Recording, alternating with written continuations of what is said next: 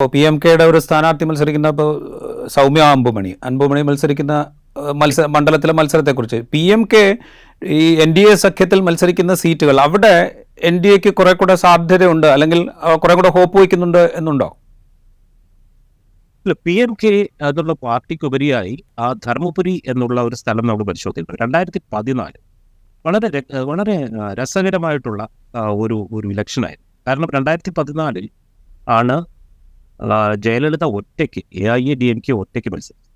എന്നിട്ട് 37 സീറ്റുകൾ അവർ വിജയിച്ചു. മറ്റ് കക്ഷികളുണ്ടായിരുന്നത് DMKയുടെ കൂടെ ഉണ്ടായിരുന്നത് BCK, പുതിയ തമിഴകം, മനിതനേയ മക്കൾ കക്ഷി, ഇന്ത്യൻ യൂണിയൻ മുസ്ലിം ലീഗ്. NDA ഉണ്ടായിരുന്നത് BJP, DMDK, PMK, MDMK, Kongunadu മക്കൾ ദേശീയ കക്ഷി, പുതിയ നീതി കക്ഷി. കോൺഗ്രസ് ഒറ്റയ്ക്ക് എല്ലാ മണ്ഡലങ്ങളിലും മത്സരിച്ചു. CPM-ഉം CPI-യും തനിയെ മത്സരിച്ചു. അപ്പോൾ 1, 2, 3, 4, 5 ഒരു 5 കോർണേഡ് ഫൈറ്റായിരുന്നു. അവിടെയാണ് AIADMK തൂത്തുപോയത്. അതിൽ വിജയിച്ച NDA വിജയിച്ച 2 സീറ്റുകൾ PMKയുടെ, ഒരു സീറ്റ് PMKയും 1 BJPയും. ഒന്ന് കന്യാകുമാരിയിൽ പൊൻ രാധാകൃഷ്ണനും, ഒന്ന് ധർമ്മപുരിയിൽ അൻപുമണി രാമദാസ് അതോടെ പ്രൂവ് ചെയ്തതെന്ന് പറഞ്ഞാൽ വ്യക്തമായിട്ടുള്ള ഒരു vote bank, 1 year vote bank ഉണ്ട്. അതിന് സപ്പോർട്ടായിട്ടുള്ള ഒരു ഹിന്ദു പാർട്ടിയുടെ ഒരു സപ്പോർട്ട് കൂടെ ഉണ്ടെങ്കിൽ അത് വളരെ സുഗമമായി വിജയിക്കാമെന്നുള്ളതാണ് പ്രൂവ് ചെയ്തത്. ആ ഒരു കണക്കുകൂട്ടലാണ് ഇത്തവണയും PMKയെ BJPയിലേക്ക് വലിക്കാൻ BJP നേതൃത്വം കാണിച്ച ആ ഒരു ശുഷ്കാന്തി നമുക്ക് കാണിച്ചു തരും. കാരണം PMKയും BJPയും ചേർന്ന് കഴിഞ്ഞാൽ ധർമ്മപുരി പോലെയുള്ള ഒരു സ്ഥലത്ത് വിജയ സാധ്യതകളുണ്ട്.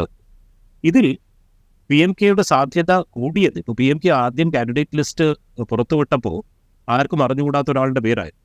അത് കഴിഞ്ഞ് 24 മണിക്കൂർ കഴിഞ്ഞിട്ടാണ് അദ്ദേഹത്തിനെ പിൻവലിക്കുകയും സൗമ്യ അൻപുമണിയുടെ ഭാര്യയെ കാൻഡിഡേറ്റായിട്ട് അനൗൺസ് ചെയ്യുകയും ചെയ്തത്. അത് തന്നെ DMKക്ക് ഒരു സർപ്രൈസ് ആയിരുന്നു. അതൊരു ഷോക്ക് ആൻഡ് ഔട്ട് ട്രീറ്റ്മെൻ്റ് ആയിരുന്നു. അണ്ണാമലയുടെ സ്ഥാനാർത്ഥിത്വവും അങ്ങനെ തന്നെയായിരുന്നു പോയത്. അപ്പോൾ അത് കഴിഞ്ഞിട്ട് സൗമ്യ ആദ്യമായി വരികയാണ്. അപ്പോൾ അൻപുമണിയുടെ ഭാര്യയായിട്ടുള്ള ഒരു പരിവേഷത്തിലാണ് ക്യാമ്പയിൻ ചെയ്യുന്നതെങ്കിലും ഒരുപക്ഷെ ജയിച്ചു കഴിഞ്ഞാൽ സൗമ്യ അൻപുമണി ഒരു മന്ത്രിയായേക്കാം എന്ന സാധ്യതയും വോട്ടർമാർക്ക് മുന്നിലുണ്ട്. കോയമ്പത്തൂരിലേക്ക് ഒന്നുകൂടെ വരികയാണ്. അവിടെ ഇലക്ട്രൽ അരിത്തമെറ്റിക് വെച്ച് ഒരു സാധ്യതയും BJPക്ക് കൽപ്പിക്കാനില്ല. 2 ഫാക്ടേഴ്സ്. മക്കൾ നീതി മയ്യം DMKക്ക് പിന്തുണ പ്രഖ്യാപിച്ചത് എത്രത്തോളം കൂടുതൽ അഡ്വാൻറ്റേജ് നൽകുന്നുണ്ട് DMK മുന്നണിക്ക്. അതുപോലെ ഈ സീമാൻ്റെ പാർട്ടി അവർ മത്സരിക്കുന്നത് DMK ഏതെങ്കിലും വിധത്തിൽ അവിടെ ബാധിക്കാൻ സാധ്യതയുണ്ടോ? എമിനം ഏറ്റവും കൂടുതൽ വോട്ട് പഠിച്ച ഒരു സ്ഥലമാണ് കോയമ്പത്തൂർ. മഹേന്ദ്രൻ, കമൽഹാസന്റെ വലം കൈയായിരുന്ന മഹേന്ദ്രൻ, പിന്നീട് അദ്ദേഹം പാർട്ടി വിട്ട് പോയി DMKയിൽ ചേരുകയായിരുന്നു. അപ്പോൾ MNMന്റെ സപ്പോർട്ടും കമൽഹാസന്റെ ക്യാമ്പയിനും തീർച്ചയായും DMKയെ സഹായിക്കും. പക്ഷെ നമ്മളൊന്ന് മനസ്സിലാക്കേണ്ടത്, MNM പിടിച്ചിട്ടുള്ള ആ ഒരു 1.5 ലക്ഷം വോട്ടിലോ ഒരുപാട് വോട്ടുകൾ, ഒരു ഭൂരിഭാഗം വോട്ടുകളും ഒരുപക്ഷെ DMK അല്ലെങ്കിൽ DMKയെ സപ്പോർട്ട് ചെയ്യുന്ന നിഷ്പക്ഷരായി നിന്നിട്ടുള്ള ഒരു അപ്പർ മിഡിൽ ക്ലാസ് അർബൻ പോപ്പുലേഷൻ്റെ ആയിരിക്കും. അതുകൊണ്ട് അപ്പടി ആ 1.5 ലക്ഷം വോട്ടും MNMന്റെ വോട്ടുകളും DMKക്ക് വീഴണമെന്നില്ല. അത് അത്ര സിമ്പിൾ അരിത്മെറ്റിക് അല്ല. എന്നാൽ ഈ പറഞ്ഞതുപോലെ MNM കൂടെ സപ്പോർട്ട് ചെയ്യുന്നത് കൊണ്ടും കമൽഹാസൻ ക്യാമ്പയിൻ ചെയ്യുന്നത് കൊണ്ടും തീർച്ചയായും അത് DMKക്ക് ഒരു ആഡഡ് അഡ്വാൻറ്റേജ് തന്നെയാണ്. ഇനി നാം തമിഴർ കക്ഷി സീമാന്റെ പാർട്ടി എല്ലായിടത്തും 5% വോട്ടുകൾ ഉള്ള ഒരു പാർട്ടിയാണ്. അത് വളരെ നിശ്ചിതമായിട്ടുള്ള ഒരു 5-6% വോട്ട് അത് അവർ ഇത്തവണയും പിടിക്കും. അവർക്ക് വിജയസാധ്യത ഇല്ല എന്നവർക്കറിയാം. എന്നാലും അത് ഒരു തമിഴ് സബ് നാഷണലിസം പ്രൊഫസ് ചെയ്യുന്ന ഒരു ഗ്രൂപ്പ്, അത് വളരെ ഹാർഡ് കോർ ആയിട്ട് നിൽക്കുന്ന ഒരു ഗ്രൂപ്പ്. ആ ഒരു ഗ്രൂപ്പിൻ്റെ വോട്ട് വളരെ അചഞ്ചലമാണ്. അതുകൊണ്ട് അതൊരു ഡിസൈഡിങ് ഫാക്ടർ ആകില്ല. അത് നിശ്ചയമായും സീമാൻ ആരെ നിർത്തിയാലും ആ കാൻഡിഡേറ്റിന് തന്നെ പോയി ചേരും. അതുകൊണ്ട് തന്നെ അതൊരു നിർണായക ഫാക്ടർ ആകില്ല. ഒരു കാര്യം കൂടി, ഈ DMKയുടെ സഖ്യകക്ഷികൾ കോൺഗ്രസ്, ഇടതു പാർട്ടികൾ, MDMK, VCK, IUML ഇവരൊക്കെ മത്സരിക്കുന്ന മണ്ഡലങ്ങൾ, പ്രത്യേകിച്ച് രാമനാഥപുരത്ത് പനീർശെൽവം മത്സരിക്കുന്നു NDAയുടെ പിന്തുണയുടെ സ്വതന്ത്രനായിട്ട്. അവിടെയൊക്കെയുള്ള സാധ്യതകൾ എങ്ങനെയാണ്? രാമനാഥപുരത്ത് എനിക്ക് തോന്നുന്നില്ല OPSന്റെ സാധ്യതയൊന്നുമില്ല. കാരണം OPS 3 തവണ മുഖ്യമന്ത്രിയായിരുന്നു എന്നുള്ളത് മാത്രമാണ് അദ്ദേഹത്തിൻ്റെ ആകെ ആയിട്ടുള്ള ഒരു റെസ്യൂമെയിൽ എഴുതി ചേർക്കാൻ പറ്റും. കാരണം രാമനാഥപുരത്തിൽ വലിയൊരു ഒരു എന്താ പറയുക ഒരു പോപ്പുലർ സപ്പോർട്ടോ ലീഡർഷിപ്പോ ഇല്ലാത്ത ഒരാളാണ് ഒ പന്നീർസെൽവം. അപ്പോൾ തേനിയിൽ അദ്ദേഹത്തിന് സീറ്റ് കിട്ടാത്തതുകൊണ്ട്, തേനിയിൽ ടി ദിനകരനെ NDA അംഗീകരിച്ച് സീറ്റ് കൊടുത്തതുകൊണ്ട് അദ്ദേഹത്തിന്റെ വിജയ സാധ്യത കൂടുതലായിരുന്നു. OPS എവിടെയെങ്കിലും നിർത്തിയേ പറ്റൂ.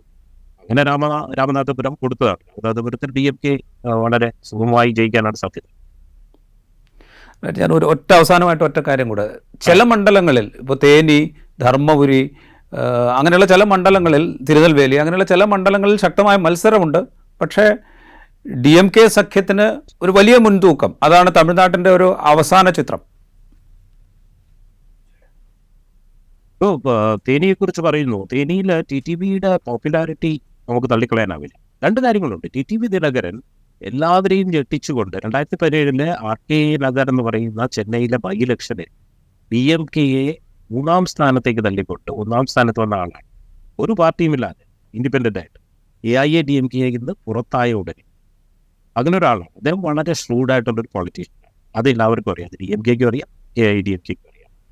ഒപ്പം അദ്ദേഹം ഒരു തേവർ വോട്ട് അധികമുള്ള ഒരു സ്ഥലമാണ്. ഒപ്പം OPSന്റെ കൂടെയാണത്. അപ്പോൾ OPSനുള്ള ഒരു കൺസിഡറബിൾ സപ്പോർട്ട് സംസ്ഥാനത്തുള്ളതിൽ ഏറ്റവും കൂടുതൽ ഒരു പക്ഷേ തേനിയിലായിരുന്നു. അപ്പോൾ ഈ ഫാക്ടേഴ്സാണ് TTVയെ അനുകൂലിക്കുന്നത്. എന്നാൽ തേവർ വോട്ട് സ്പ്ലിറ്റ് ആകും. കാരണം TTV ദിനകരനെതിരെ മത്സരിക്കുന്നത് DMKയുടെ സ്ഥാനാർത്ഥി തങ്കത്തമിഴ് സെൽവൻ TTV ദിനകരൻ്റെ ഒരു സിൽവന്തിയായി നിന്നിരുന്ന ഒരാളാണ്. അപ്പോൾ തേവർ വോട്ടിൻ്റെ ഡിവിഷൻ വരും. അതായിരിക്കും TTVയെ ഒരു പക്ഷേ പരാജയപ്പെടുകയാണെങ്കിൽ അതൊരു പ്രധാന കാരണം തേവർ വോട്ടിനുള്ള ഒരു ഡിവിഷൻ ആയിരിക്കും. അല്ലെങ്കിൽ TTV വളരെ ഒരു സ്ട്രോങ് കാൻഡിഡേറ്റ് ആണ് എന്ന് തന്നെ പറയാം. NDAയുടെ കാൻഡിഡേറ്റ്സ് വെച്ച് നോക്കുമ്പോൾ TTV ഏറ്റവും ഒരു ടഫ് ഫൈറ്റ് കൊടുക്കാൻ, ജയിക്കാനല്ലെങ്കിൽ ഒരു ടഫ് ഫൈറ്റ് കൊടുക്കാൻ സാധ്യതയുള്ള ഒരു സ്ഥാനാർത്ഥിയാണ്. ഞാൻ അവസാനമായിട്ട് ഒറ്റ കാര്യം, ഈ പറയുന്ന മണ്ഡലങ്ങളിലൊക്കെ മത്സരമുണ്ട്. പക്ഷേ DMK സഖ്യത്തിനാണ് വലിയ എഡ്ജ് നമുക്ക് തമിഴ്നാട്ടിൽ പറയാൻ കഴിയുക. അതെ, എല്ലാം പറഞ്ഞു കഴിഞ്ഞതിന് ശേഷവും തിരിച്ചു വരുന്നത് ഗണിതശാസ്ത്രത്തിലാണ്. കാരണം അതിനെ വെല്ലുന്ന രീതിയിലുള്ള ഒരു രസതന്ത്രവും ഇവിടെയൊക്കെ നടക്കുന്നില്ല. അതുകൊണ്ട് തന്നെ ഈ BJP AIADMK സ്പ്ലിറ്റായി നിൽക്കുന്നിടത്തോളം കാലം, മറ്റ് അന്തർധാരകളൊന്നും ഇല്ലാത്തിടത്തോളം കാലം, ഇവർ രണ്ടുപേരും പരസ്പരം പോരടിക്കുന്നിടത്തോളം കാലം DMKക്ക് തൂത്തുവാരാനുള്ള സാധ്യതകൾ വളരെ കൂടുതലാണ്. റൈറ്റ്. തമിഴ്നാട്ടിൽ നരേന്ദ്രമോദിയുടെ നേതൃത്വത്തിൽ നടത്തിയ വലിയ പ്രചാരണത്തിനൊടുവിലും BJPക്കോ NDAക്കോ വലിയ നേട്ടങ്ങൾ സമ്മാനിക്കാൻ സാധ്യതയില്ലാത്ത വിധമാണ് തമിഴ്നാട്ടിലെ മത്സരചിത്രം എന്ന് നമുക്ക് വിലയിരുത്തേണ്ടി വരും.